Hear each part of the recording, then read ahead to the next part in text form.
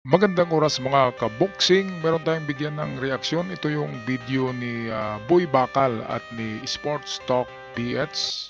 Ito'y tungkol sa napipintong laban na naman meron na naman daw bagong laban ngayon si Casimero. Ngayong Disyembre lamang ito maganap, so meron na lamang silang 3 linggo sa pagsasanay para sa laban ni Casimero para daw makabawi ito sa kanyang talo kay Kameda. At sa pangalawang video clip natin ay atin din mapanood ang video ni Sports Talk PH na nagsasabi na meron ding laban si Nonito Donaire, ang The Flash, ang The Filipino Flash, ngayong Disyembre din mismo.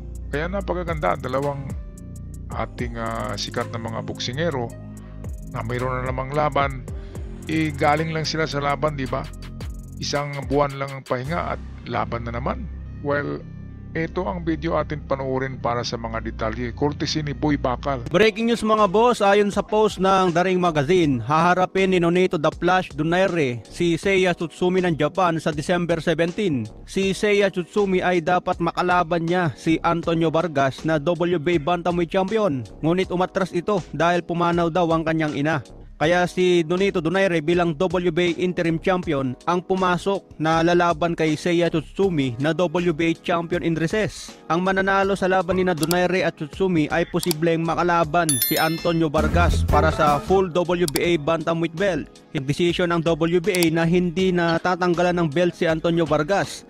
Bagkus lalabanan na lang niya kung sino ang manalo kay Donaire at Seiya Tsutsumi sa December 17. Kailangan lang manalo si Nonito Donaire mga boss para mapalaban ulit sa WBA belt sa edad na 43. Ayan, so 43 na pala si Donaire, no? Ay medyo matanda na yan kasi si Manny Pacquiao nagiging kampiyon noong si Manny ay 41. Yun ang kanyang huling kampyonato na nakasungkit ng isang belt. 41 years old. Si Nonito naman ay 43. Ay talagang isang record ito para kay Donaire na isa sa oldest boxer sa kanyang timbang. Well, atin na ito abangan ngayong Disyembre. At sa bandang dulo ng bidyong ito ay mapanood din natin ang video clip ni Ariel, ekdat ni John Real Casimero, courtesy sa atin ni John Talks PH. Well, balik tayo kay Boy Bakal. Ano sa tingin nyo mga boss, kaya pa ba ni Donaire maging champion kahit edad 43 na? Si Manny Pacquiao naging champion sa edad na 41. Kung susundan niya ni Donaire mga boss, talagang isang alamat ang mga Filipino fighters natin. Mahirap na kalaban din yan si Seiya Tsutsumi dahil masipag bumitaw ng suntok at matibay din yan. Tinalo nga niya si Takuma Inoue, talagang nakipagbugbugan hanggang dulo. Kaya abangan po natin ang muling pagbabalik ni Nonito The Flash Donaire sa December 17. Samantala, promoter ni Casimero na si Koki Kameda ay nagtanong kay Janrel kung gustong bawiin ni Casimero ang kanyang karangalan at muling lalaban sa Japan. Kung sakali mga boss na lalaban ulit si Casimero sa Japan, sino kaya ang pwede niyang labanan para makabawi agad? Ay kinumpirma nga po ng kampo ni Cuadro Alas na muli itong lalaban sa buwan ng December, kung saan ang kapatid nitong si Jason pa rin ang tatayo bilang head trainer. Ayon din mismo kay Jason ay tinawagan na daw sila ng kanilang promoter na si Koki Kameda dahil gusto daw ulit nitong bigyan ng laban si Casimero. Ibig sabihin po niyan ay sa susunod na buwan na ang laban. At ang matindi pa dyan ay halos mga 6 na linggo na lang ang kanilang oras upang mag-ensayo at maghanda kung sakaling sisimulan na agad nila ang kanilang training camp. May usapan din kasi na sa Marso pa sana ang dapat na susunod na laban ng Angas ng Pinas. Pero mukhang nangangati ang kampo nito na bumawi sa pagkatalo dahilan kung bakit kumasa agad ito na sumampa ulit sa ibabaw ng lona sa susunod na buwan. Ito ang mahirap dito kapag natalo pa rin siya, di ba mga kababayan? Kasi momentum yan eh. Kapag nawala ka sa momentum ay palagi ka nang natatalo. Kasi ang mga fight ngayon ni Casimero ay hindi championship eh. Nasa pa siya, contendership, pagiging contender pa lamang. Kaya ito ang mahirap, baka merong mga mas bata, mas malakas, di ba? At lalo siyang mapabagsak yung kanyang ranking sa boxing. At kapag ganun ay malayo na talaga at hindi na pwedeng magtagpo pa sila ni Naoya Inoue. Dahil si Naoya ay paakyat na rin ng timbang at hindi pumapatol si Naoya ng walang championship belt at hindi sikat. Kaya ito yung mahirap, kagaya rin kay Nonito noon, Donaire at Casimero noong bantamweight pa si Donaire, ay hindi rin mahabol ni Casimero si Donaire. Kaya hindi talaga na nagiging realidad yung kanilang bout sana, yung kanilang fight. Dahil nga sa mababa ang ranking ni Casimero eh. Ngayon sabi ni Nonito ay habulin mo ako sa aking ranking para harapin kita. Yun kasi ang din kay Janril Casimero at kay The Monster Inoue. Ganun din. Sabi ni Inoue ay habulin nga. Magiging kampiyon muna bago harapin ni Naoya Inoue. Alangan naman na magpapugbog ka sa hindi kampiyon, no? Kailangan pareho. Kampiyon to kampiyon ang labanan. Okay, patuloy tayo sa video courtesy ni John Sports Talk PH. Bukod dyan ay mismo ang promoter nila na si Koki Kameda na din ang nagsabi na kinausap na daw siya ni Casimero dahil gusto nitong bumawi at ibalik ang kanyang reputasyon bilang isang magaling na boksingero. Kaya naman dahil dyan ay nananawagan na si Kameda sa mga Japanese fighters na gustong kumasa sa hamon ni Casimero na bigyan lang daw siya ng tawag.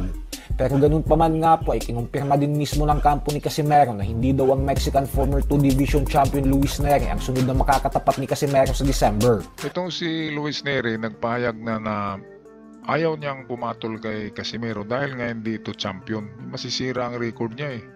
Paano kung matalo ka, di ba? Kaya ang mga boxing ngayon mga laban ngayon ni Casimero ay parang mga exhibition na lamang.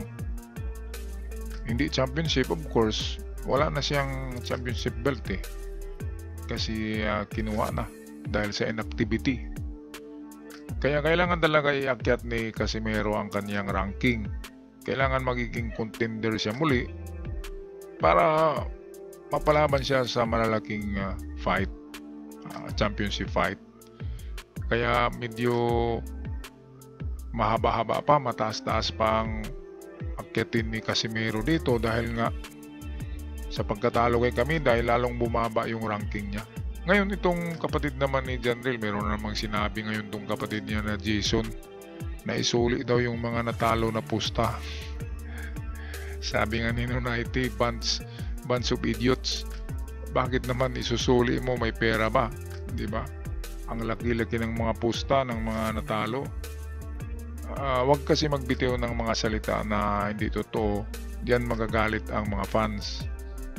Kaya nga nawawala ng fans ngayon si Casimero dahil nga sa mga pahayag din ng kanyang kapatid na nangunguna pinangunahan si Casimero palagi. Kaya ang ganyang mga mga sobrang talkative ay yan yung sinasabi na more talks, more mistakes, less talk, less mistakes.